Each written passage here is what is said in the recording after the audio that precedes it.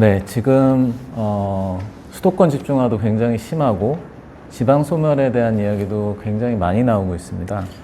그리고 지방의 폐교도 굉장히 많이 되고 있고 젊은 층들의 수도권 유입은 굉장히 더 심해지고 있는 그런 상황인데 이런 지방 소멸과 수도권 집중 문제에 대한 어떤 대안을 제시를 해주셔서 굉장히 흥미롭게 들은 것 같습니다.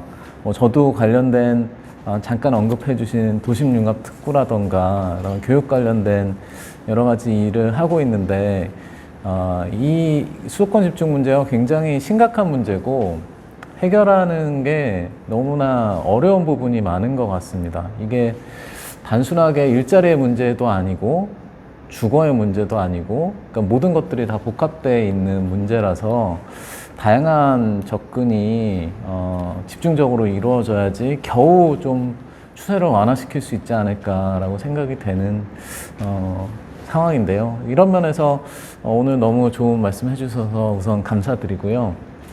학생 여러분들도 궁금한 게 많을 거라고 생각이 됩니다. 그러면은 좀 질의응답을 받아보도록 하겠습니다. 네, 질문 있으신 분은? 네. 안녕하세요. 저는 도시 및 지역계획학 석사 과정 중인 김형준이라고 합니다. 일단 너무 좋은 강연 말씀을 감사드리고요. 저도 이제 그러니까 균형 발전을 위해서 좀 많이 고민을 하고 이런 와중에 좀 이러한 강연, 이제 주택 관련해서 이제 설명을 해주셔가지고, 일단 질문이 두 가지가 있습니다. 그래서 일단 그 비수도권 이주를 이제 타겟팅을 두는 그룹이 이제 생산 가능 인구가 있을 테고, 또 이제 노인 인구가 있을 텐데, 이제 생산 가능 인구를 이제 주택에 초점을 맞춰 공급을 하게 되는 경우에 이제 대도시권으로부터 이제 일자리 분산도 함께 생각을 해야 되는 것이잖아요. 그래서, 이제 보통 이제 저와 같은 이제 청년 인구에서 이제 그런 스타트업 인력이 이제 그 지방으로 가서 이제 확충하기 위해서 좀 그런 모빌리티 때문에 사실 이제 좀 어려울 것이라는 생각을 많이 했었거든요. 이제 스타트업이 그 지방으로 가더라도 어떻게 이제 그 인재들을 이렇게 같이 내려와서 이제 생활을 그러니까 이제 주거가 해결이 되더라도 그 인재들을 어디서 구할 것인가라고 했을 때 사실 도시에서 가장 쉽게 구할 수 있을 것이라는 좀 생각이 들어서 좀 사실 좀 그 대기업 이전이 사실 좀 더 중요하게 다루어져야 하지 않을까, 그런 기업형 도시가 좀 더 그런 대기업에 초점을 맞춰야 하지 않을까라는 좀 생각을 했었고요. 그리고 이제 노인 인구 관련해서는 이제 이런 실버타운이 이제 조성이 되고 혹은 이제 정말 지방에서 기본소득이 이제 보장이 된다고 하더라도 사실 이게 또 노인 인구도 사실 이렇게 좀 나누어질 수 있을 거라고 생각을 했어요. 그래서 저소득층이거나 혹은 이제 고소득층이 이제 지방으로 갔을 때 이주를 했을 때 이제 어느 주거 이제 플랫폼에서 살게 될 것이냐, 약간 이런 고민도 함께 해야 될 거라고 생각을 했는데, 이제 현재 소셜믹스가 많이 논의가 되고 있잖아요. 그래서 그런 고령화 주택을 짓는 와중에서도 물론 이제 수익성을 위해서 이제 분양을 하는 방식이 이제 최적화되긴 하겠지만, 임대주택을 적절히 이제 고령화 주택 안에서도 섞을 수 있는 그런 방안이 필요하지 않을까라는 좀 그런 생각을 해봤습니다. 네, 이상입니다.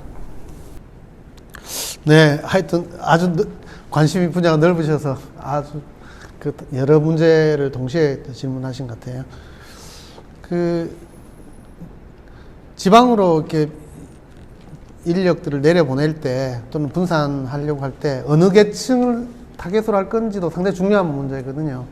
최근에 아마 여러분의 선배신데 마강래 교수님이 베이비 부머가 이제 내려가야 이제 지방이 산다, 뭐 그런 책도 쓰셔서 베이비 부머가 내려가는 게 맞다 이렇게 보시더라고요. 그분은 청년들은 이제 아무래도 도시 쪽에 더 지향성이 높고 또 베이비 부머들은 도시에 쓰는 게 고비용 구조기도 하고 경험도 많기 때문에 내려보니 낫다 이렇게 보시던데, 지금 아까 제가 예를 들었던 경북 의성은 이웃사촌 청년마을 지원센터라는 게 만들어져 가지고 지역재단에 계시던 유정규 센터장이 내려가셨어요. 그래서 우리 고향에 지금 계시는데, 거기 가셔서 어쨌든 이제 아주 청년이 귀농한 성공 사례가 됐어요. 아까 말씀드린 것처럼 전국 인구 소멸 지수 1위에서 이제 2위인 지역이 귀농 1위가 됐어요. 지금 전국 군 중에서. 그러니까 그건 참 대단한 성과죠. 근데 어쨌든 의도적으로 노력했을 때 그런 성과가 충분히 있을 수 있다는 걸 아까 학교 살리기에서도 보여줬고, 지금 이제 의성 사례에서도 보여줬단 말이에요. 근데 이제 저는 이제 내려갈 수 있는 게 어느 계층이 반드시 내려가야 한다라기보다는 거기에 맞는 여러 가지 유형들이 있다고 생각을 하고요.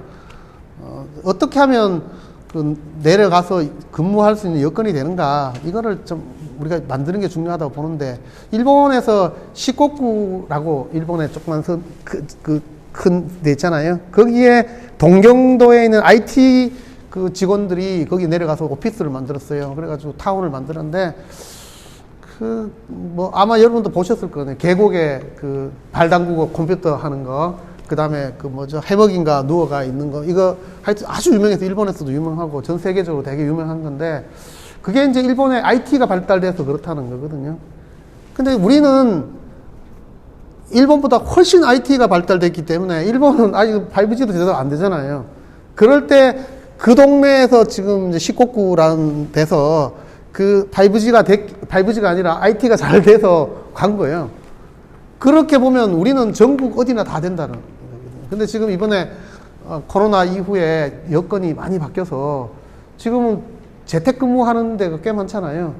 미국에서도 보면 아예 근무 안 하고 변호사도 그렇고 IT 쪽 사람들도 한 명도 출근하지 않고 다 2년간 지금 그러고 하는데 많거든요. 고급 인력일수록. 그렇게 보면 이제 작업을 어디서 하는가가 되게 중요해지지 않게 된 거예요.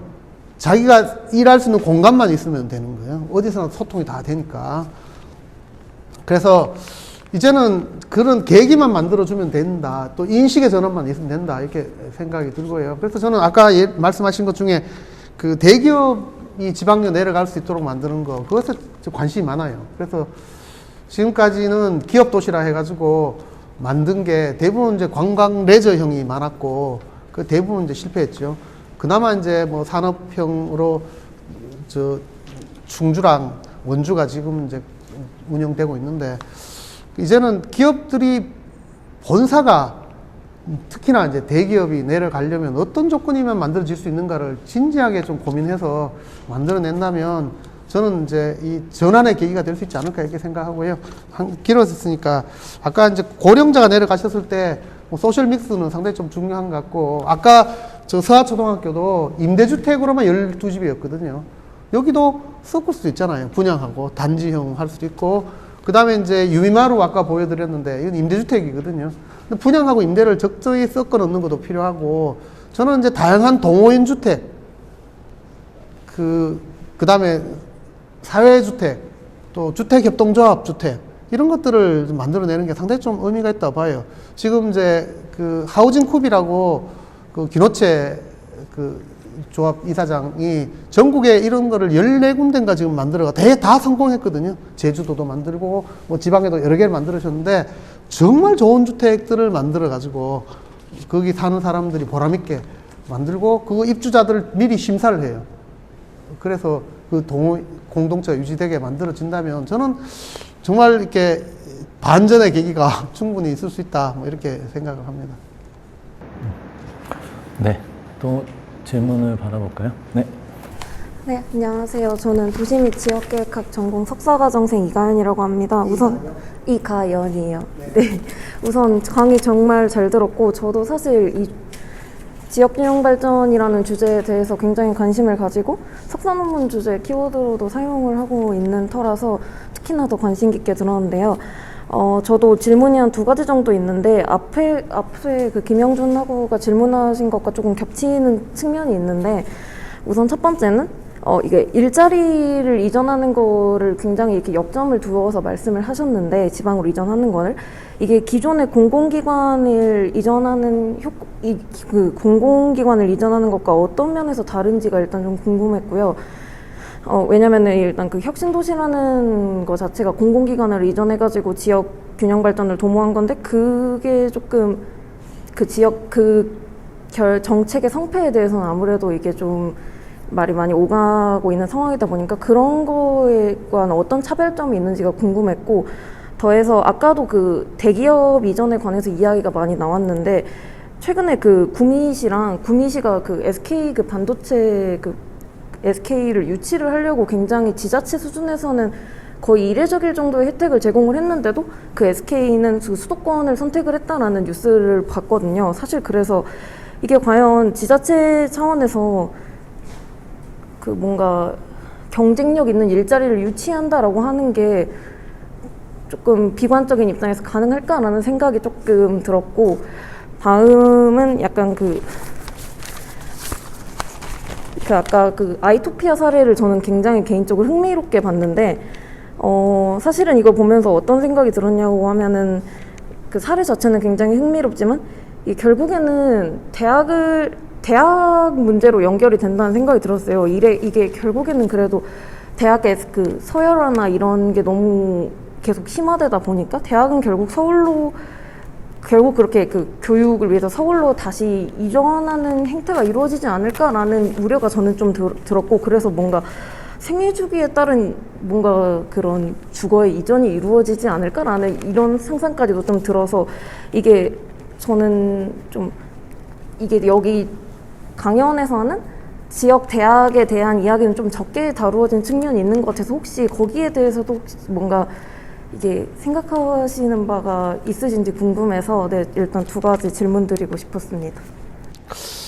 네네. 아이고, 고민을 많이 하셨네요. 지역 균형 발전에 대해서 또 논문도 쓰신다니까 특히 아마 중요한 문제인 것 같아요. 사실은 이제 그동안 이제 지역 균형 발전을 어떻게 실행할 거냐에 대해서 뭐 여러 가지 논의가 있죠.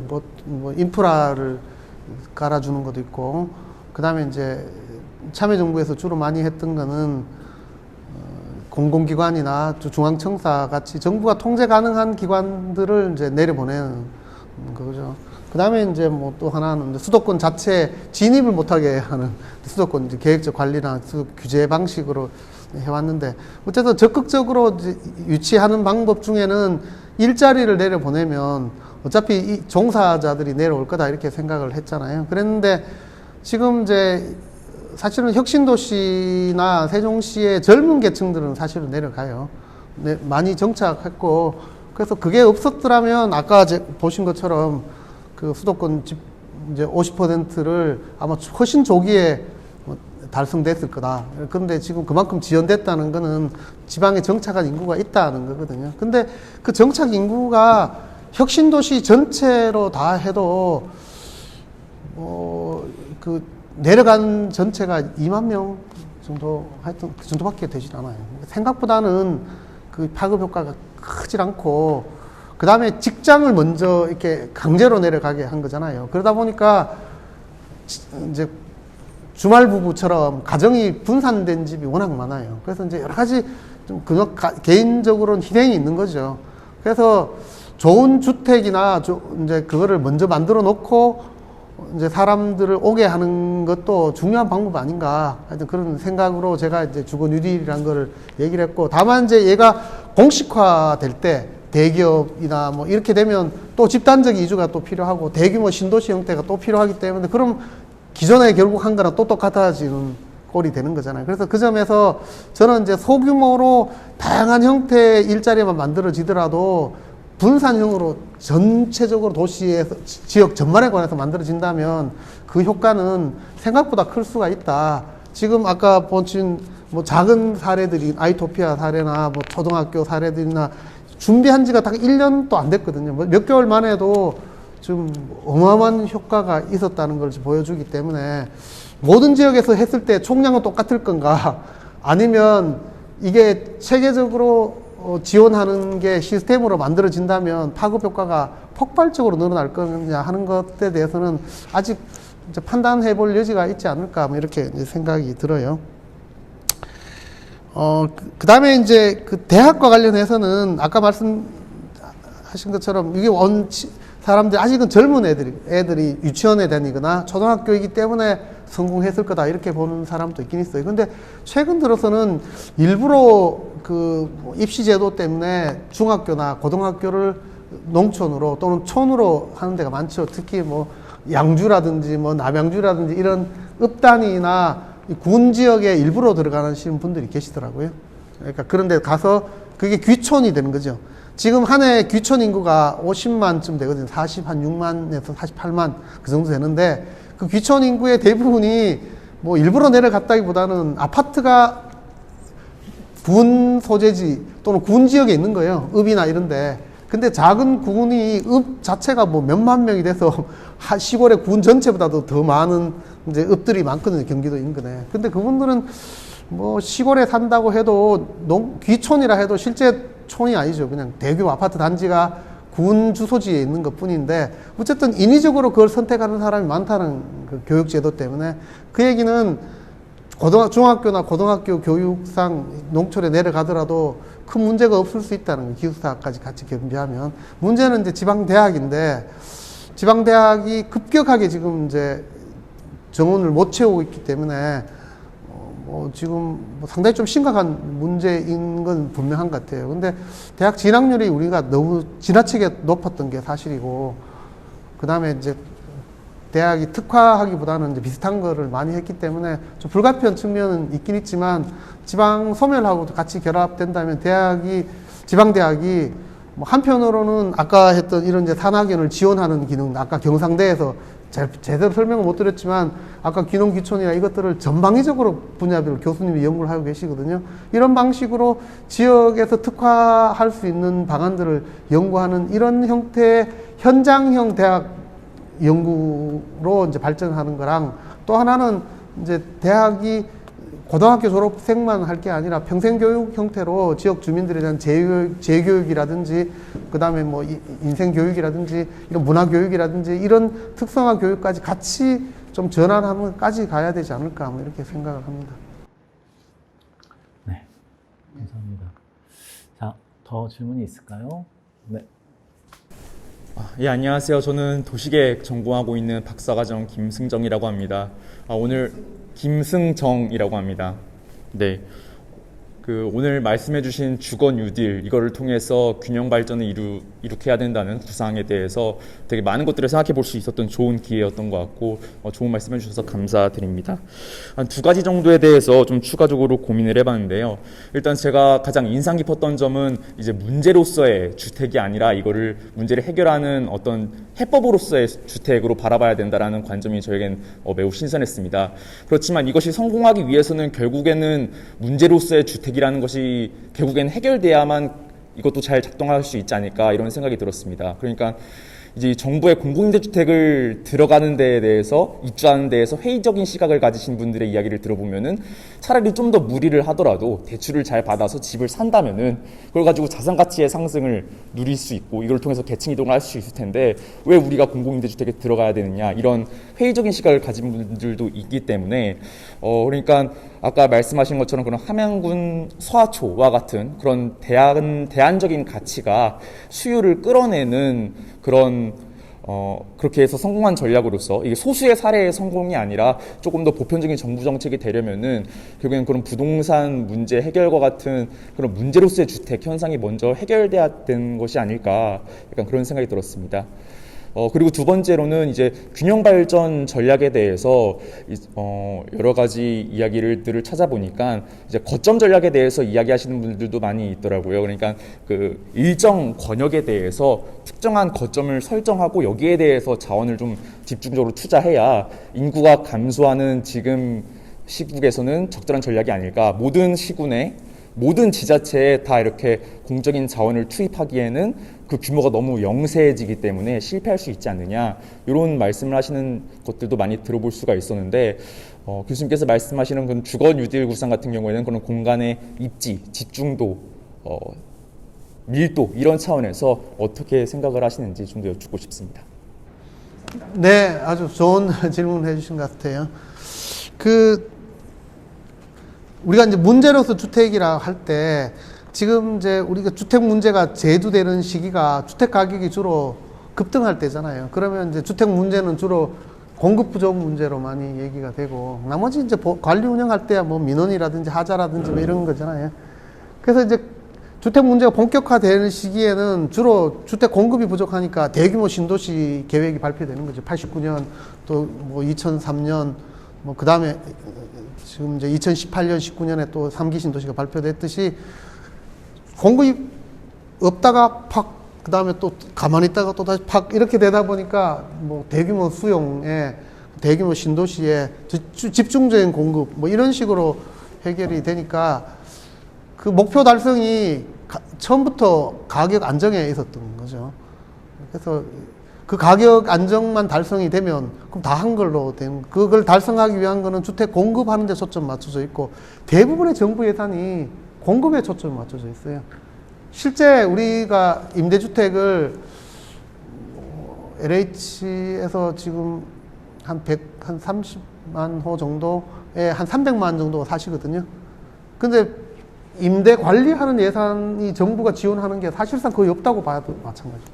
그냥 입주민은 알아서 관리해라 이런 거예요. 근데 사실은 주거복지라는 거는 집만 준다고 끝나는 게 아니잖아요. 거기에 공동체도 있고 각종 서비스가 필요한 거죠.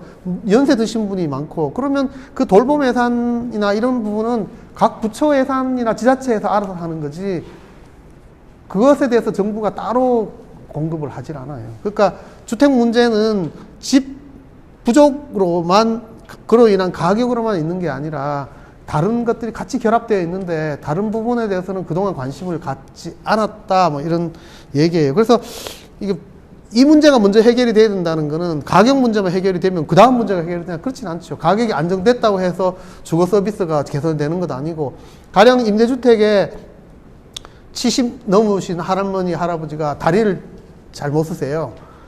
그럼 이분한테 갈 수 있는 데가 어디일까? 지금 요양원에 가려면 돈이 없잖아요. 그럼 다리가 불편하신 것 뿐이지만 요양원보다는 집이 훨씬 좋잖아요. 그럼 다리가 제대로 안 되시기 때문에 식사를 할 수가 없잖아요. 그럼 이럴 때 그러면 어떻게 할 거냐. 이런 돌봄과 관련돼서 같이 결합이 돼야 되는 거잖아요. 그래서 이런 부분이 해결이 돼야 되는데 요양, 돌봄. 그 다음 어떤 분은 또 이제 주택하고 이게 완전히 떨어져 있기 때문에 농촌에나 농공단지나 시골에 있는 산업단지에 일자리 있는데 주택은 없어요. 그럼 임대주택을 공급되냐? 민간 임대주택도 뭐 체계적으로 돼 있는 게 없고 그럼 거기서 집을 사면 2주택이 돼버리잖아요. 그러니까 사실은 그런데 근로자용 주택들을 잘 만들어서 연계할 수 있다면 또 좋은 커뮤니티를 만들어낼 수 있다면 사실은 주택하고 일자리가 같이 결합되는 거잖아요. 그래서 저는 이 두 개가 선후 문제가 아니라 이 부분에 대해서 초점 맞출 시기가 이제는 됐다 뭐 이렇게 생각을 합니다. 그 다음에 이제 이 공간적인 배치와 관련해서는 요양이나 돌봄은 일정 정도 규모가 좀 필요하거든요. 그래서 뭐 두 집, 한 집이면 각각 다 다니면서 돌봄을 봐야 되잖아요. 그래서 농촌 지역에 급격하게 고령화되기 때문에 면 소재지라든지 또는 거점에 인근 면 합해서 거점에 만든다든지 이런 노력은 좀 필요한 것 같고 각종 서비스가 병원, 약국, 그 다음에 행정 서비스 뭐 이런 서비스가 같이 결합되어 있는 중심지에 이런 이제 복합 거점들을 만들 필요가 있다. 그 점에서는 마강래 교수님도 그런 생각을 하고 많은 분들이 모든 마을마다 다 흩어서 할 수는 없으니까 임시적으로 할 수 있는 거는 이제 마을회관이라든지 이런 데를 좀 결합해서 만드는 게 필요하지만 장기적으로는 마을이 소멸될 지역까지 다 만들어 놓으면 나중에 되면 다시 또 그 시설마저도 또 쇠퇴할 수가 있기 때문에 좀 우선적인 거점으로부터 먼저 시작을 하자. 가령 그래서 저는 이제 이 고령자 복지주택이라든지 이런 이제 복합 거점들을 일단은 한 군에 한 2개 내지 3개 정도 하자. 그래 놓고 다른 데서도 또 추가 필요하면 그 마을 면 소재지나 면 거점부터 시작을 해서 성과를 가지고 그러면서 다시 또 새로운 게 만들어지면 또 해야 되지 않을까 이렇게 생각을 하고 있습니다. 그래서 이게 완전한 분산형으로 가는 건 아니고 일정한 거점 중심으로 좀 해야 되겠다 저는 그런 생각을 합니다. 네. 더 질문이 있을까요? 안녕하세요. 저도 도시 및 지역계획학 석사과정 김나현입니다. 저는 사실 오늘 강의해 주신 것보다는 좀 더 포괄적인 더 넓은 내용의 질문일 수도 있는데요. 저도 물론 균형 발전, 지역 균형에 대한 관심이 있어서 이런 관심을 토대로 계속 이렇게 생각을 해오고 있는 건데 주거와 관련해서도 생각을 하고 있는 게 계속 머릿속으로 저 혼자 논쟁을 하고 있는 게 이게 중앙 정부 차원에서 접근하는 게 좋을 것이냐 아니면 지방 정부에서 접근하는 게 좋을 것이냐에 대한 생각을 계속 하고 있습니다. 그러니까 지방 정부에서 충분한 예산을 갖고 지방에 맞는 주거를 공급하는 게 현실적으로는 가장 이상적일 것 같은데 사실 그게 현실적으로 어려운 부분이 있기 때문에 재정적으로 어려운 부분이 있기 때문에 지금 현재 제가 생각하고 있는 판단하는 바에 따르면은 국비에 굉장히 많이 의존을 하고 있는 상황인 것 같고 그리고 어떤 사업을 하더라도 아까 말씀해 주신 농촌 유토피아 사례도 그렇고 어떤 공모를 통해서 그렇게 어떤 사업을 진행하는 경우가 많은 것 같은데 사실 저는 그거에 대해서 조금 회의적이라고 할 수 있는 게 결국에는 그것도 중앙 정부가 좀 정책의 방향을 바꾸게 되면은 또 금방 이렇게 바뀔 수가 있는 문제이기 때문에 이걸 어떻게 하면은 지방 정부 쪽으로 이거를 잘 내려갈 수 있게 할까? 지방 정부가 어떻게 하면은 그 방향 키를 쥐게 할 수 있을까에 대한 게 제 가장 큰 의문점이라기보다는 제가 갖고 있는 가장 문제 의식이고 사실 그거를 연구하고 싶은 생각이 있는데 혹시 교수님께서 그런 관련된 거를 생각해 보신 적이 있으시거나 지금 공유해 주십사 하고 질문을 하게 되었습니다. 네네, 상당히 좀 중요한 문제고 저도 정말 관심이 많고 제 박사과정 계신 분한테도 지금 이제 지방 분권형 주거복지에 대해서 논문 쓰라고 계속 지금 해서 지금 쓰고 있는데 제가 이제 경험이 SH라는 이제 지방 공기업에 있다가 중앙 이제 국가 공기업인 LH에 있었잖아요. 그러다 보니까 두 개를 같이 경험할 수 있었는데 사실은 이제 주거복지 부분은 되게 좀 꼼꼼한 부분이고 세심한 배려가 필요하고 지역마다 특성이 다 다르기 때문에 그거를 중앙정부가 그 획일적으로 하기가 상당히 좀 어렵거든요. 그래서 이제 그 주거복지 정책은 지방화가 주가 되고 나머지 국가가 이제 보호가 돼야 되는데 지금 이제 우리 주택 정책은 주로 아까 문제 제기하셨던 것처럼 주택 공급에 초점 맞추다 보니까 주택 공급이 바로 주택 정책의 대부분이었던 겁니다. 그럼 주택 공급은 누가 잘하냐? 국가 공기업이 잘하죠. 빠르고 크고 특히나 이제 신도시형으로 대규모로 주택을 공급하는 데는 어마어마하게 많은 돈이 필요하고요. 노하우가 필요해요. 그래서 왜냐하면 선투자를 해서 지구 지정을 하고 땅을 매입한 다음에 보상, 그 다음에 인프라를 건설하고 도로라든지 철도든 뭐 이렇게 그 다음에 대지 조성을 한 다음에 분양을 하잖아요. 그럼 이 기간이 몇 년이 걸리는데 이 기간 동안 버틸 수 있는 기관은 사실은 LH밖에 없다고 봐야죠. 웬만한 지자체는 뭐 50만 평 이상 되는 거를 거의 할 수가 없습니다. 근데 서울의 SH나 경기공사 정도가 한 100만 평을 한 적이 있는데 몇 번의 위기가 있었어요. LH도 그 마곡이라든지 은평 뉴타운을 하면서 부채 문제 때문에 상당히 좀 어려움을 겪은 적이 있고 경기공사도 광교나 다산 신도시 만들면서 되게 힘들었었거든요. 근데 다른 지방공사는 뭐 거의 그 큰 도시, 신도시는 거의 상상하기 힘든 정도예요. 그러니까 공급에만 초점 맞추면 LH가 해야 되는데 지금 이제 공급 말고 나머지 관리라든지 입주자의 그 주거복지와 관련되는 부분을 하려면 그런 지자체마다 아주 독특한 이제 배려라든지 서비스라든지 뭐 이런 게 필요하고 또 선택이 필요하잖아요. 어떤 분한테는 임대주택에 들어갈래? 아니면 이제 주거급여를 통해서 임대료 보조로 갈 거냐? 아니면 집 수리를 할 거냐? 이런 선택이 있잖아요. 그때마다 그 사람의 가장 맞는 서비스를 제공해 줄 수가 있어야 되는데, 지금은 대규모로 공급하는 것만 있으니까 지자체가 그걸 할 수가 없고, 지자체가 나머지 서비스 하는데 돈이 너무 많이 드니까 이거를 엄두를 못 내는 거거든요. 그래서 지금 이런 발상의 전환이 필요한데, 우리 정부의 주택 예산은 대부분 주택 공급에 초점 맞추고, 그 공급 중에서도 임대주택 건설에만 초점 맞추고 있어요. 주거 복지와 관련된 예산은 얼마인가 하면 주거급여로 한 2조가 있고요.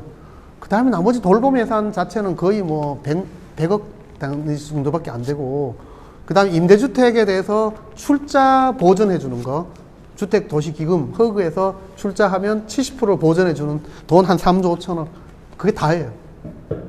그러니까 지금 이제 지자체로 전환을 하려면 정부가 그만큼 주택에 대해서, 주거복지에 대해서 어마어마한 돈을 투자할 준비가 되어 있어야 되고, 그 다음에 이제 개발과 관련해서는 LH의 노하우가 워낙 많기 때문에 LH랑 지방공기업이 같이 협력해서 해야죠. 가령 이제 서울에 사는 이사대책이나 공공재개발처럼 지방도시나 이런 데도 재개발, 재건축, 뭐 주관기획 사업할 게 너무 많잖아요.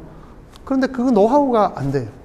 지자체는 경험이 별로 없어가지고. 그래서 이런 노하우를 같이 공유해서 빨리 지방화해야 된다 생각을 합니다. 저도 가장 중요한 지금 화두다 이렇게 생각을 해요. 네. 질문 있으신가요? 네, 안녕하세요. 저는 비주택 연구를 하고 있는 도시및 지역계획학 석사 진경찬 학생이라고 합니다. 좋은 강의 감사드리고, 이거는 조금 주제와 벗어난 질문일 수 있는데, 교수님께서 말씀해 주셨듯이 이러한 주거 유들 구상 같은 좋은 정책들이 있을 텐데, 좋은 정책들이 정권이 바뀌면은 좀 많이 사라지는 모습들을 볼 수 있었습니다. 그래서 이러한 좋은 정책들이 지속될 수 있는 방안이 무엇이 있을지 이것이 궁금하고, 저는 미숙한 석사생이라서 제가 생각한 건 약간 컨트롤 타워밖에 생각이 안 나는데, 네, 그러한 방안들이 있으면 소개해 주시면 감사하겠습니다. 네. 좋은 질문이 같아요. 사실은 이게 이제 그 주거 뉴딜은 이번 정부에서 지금 이제 이미 발표가 됐어요. 그 지금 이제 이사 대책에 제목만 발표가 된 상태예요. 제목하고 한 페이지 정도 개략적으로. 그런데 이제 그 아까 제가 설명드린 것처럼 워낙 방대한 프로젝트예요. 워낙 크고 너무 넓고 그다음에 엄청난 결단이 이제 필요한데, 어쨌든 제가 그 아이디어를 내서 처음 시작을 했는데 제가 이제 완성하지 못하고 지금 이제 나오면서 전체를 이제 어떤 식으로 할 건지에 대해서 아직 명확한 입장이 좀 정해지진 않기 때문에 그 실행 방안이 그 이후에는 좀 진도를 못 나가고 있는 상태예요. 그래서 좀 이제 그건 저로서 좀 아쉽게 생각을 하고, 그래서 이게 이제 뭐 어떤 정권의 문제가 아니라 이러한 생각 자체에 대해서 타당성 있고 좀 실행 가능하다고 생각하면 뭐 어떤 정부가 되든지 간에 이제 설득을 해야 된다고 생각을 해요. 그래서 제가 지금 오늘 이제 말씀드린 이런 것도 여러분들 여러 주제들 중에 이거를 이제 선택한 것도 여러분들이 공부하는 사람이시기 때문에 여기에 대해서 관심을 가지고 계속 또 팔로우를 하고 또 이제 발전시킨다면 이게 좀 이제 공감을 얻을 수 있지 않을까 이렇게 생각을 하고요. 저도 주변에 뭐 이렇게 이제 얘기를 이제 좀 해서 좀 이런 식으로 해보자 이렇게 권하고 있는데 뭐 상당 많은 분들이 좀 좋은 아이디어 같다 뭐 이렇게 얘기를 해요. 그래서 이게 이제 좀 곧 이제 다음 정부가 어떻게 누가 되든지 간에 좀 채택을 하면 좋겠어요. 이거 말고 아까 제가 말씀드린 것처럼 뭐 균형 발전을 위한 무슨 대안을 만들 수 있을까 지금 시점에. 그래서 이거는 일상에서 또 실행도 가능하고, 그다음 이미 이제 몇 군데서 지금 성과를 내고 있고 또 올바른 방향이기도 해요. 특히 이제 고령자인 경우에 정말 너무 힘드셔요. 지금 이제 국민연금 건강보험공단 있잖아요. 거기서 건강보험료의 한 40% 정도를 65세 이상이 쓰시거든요. 그분들은 일반 보통인의 한 3배 정도 써요. 근데 그 비중이 막 한 1년에 한 10몇 %씩 올라가요. 계속 올라가고 있기 때문에 건강보험 적자가 너무 심한데 대부분이 요양원이나 요양 돌봄이 시설에서 이루어져요, 우리나라는. 근데 행복하지 않아요, 가신 분들이.